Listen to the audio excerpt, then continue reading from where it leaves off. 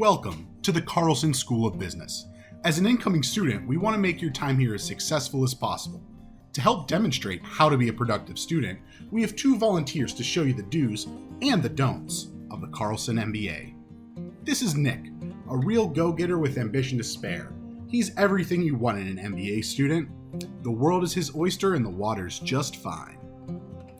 This is Dan. He's a slacker with no real ambition in life. Let's see how that works out for him. Nick is actively engaged in class, taking notes and asking questions to ensure that he is learning the material so that he can succeed in class and in life. Keep up the good work, Nick. Dan seems to be engaged in a bidding war for a rare Beanie Baby, and it looks like he won. That doesn't really make you a winner, though, does it, Dan? Nick does extensive research on companies, looking for a great culture match and a position that will be personally fulfilling and financially rewarding. He also utilizes the resources offered at Carlson to ensure he is making well-informed decisions. Great life choices, Nick. Dan doesn't quite understand how the job search process works. He only seems to be interested in finding a job at a company that sounds cool and would be good to brag about. LexCorp? That's from Superman, Dan. He also doesn't really understand the point or meaning of coffee chats. Not everything has to be 100% literal. Dan finds himself drinking most nights rather than studying, doing his reading, or even attempting his homework. So does Nick, though. This is normal. Great work, Dan. Finally doing something right about business school. Nick took his decision about enterprise seriously. He decided on an enterprise that would build his skills and prepare him for his future career.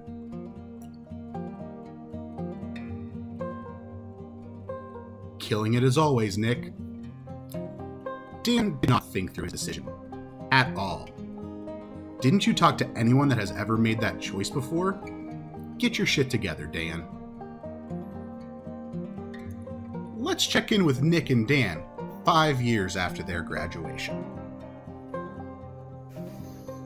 6 months after I started my first job, the company went under due to massive, widespread fraud. I was blacklisted from every other company in the area, and now I teach weeknights as an adjunct faculty member at Carlson.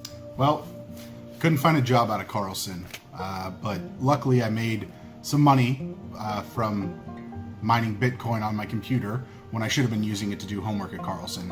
I invested that money in a friend's app. He was building a dating site for furries, and 2 years later sold it for $250 million to Google. So now I'm living the life of luxury, traveling the world. I should probably donate some of that money back to Carlson. I mean, without them, I wouldn't be here. Wait, seriously? Guys, this is what we're showing to incoming first years? Well, everyone, I hope you learned something about how to be a successful student at Carlson. Good luck.